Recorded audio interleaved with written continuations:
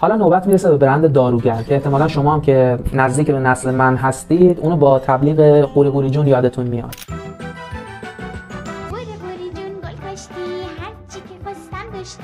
یه برندی که تو سال 1307 به عنوان اولین تولید کننده محصولات بهداشتی توسط آقای غلامرضا داروگر توی اصفهان کار خودش رو شروع کرده. اولین چیزی که ارائه کرده صابونی به اسم سوبلومه بوده. بعداً تو سال 1320 میان به شهر تهران برای اینکه بتونن گسترش بدن و محصولات دیگه‌ای مثل شامپو و محصولات بهداشتی دیگه هم به بازار عرضه میکنن. شرکت داروگر تو سال 1336 کار خودش رو با ثبت کردن اسمش، با ثبت کردن شرکتش ادامه میده و توی سال 1352 به عنوان سهامی عام کف اسمش رو تغییر میده.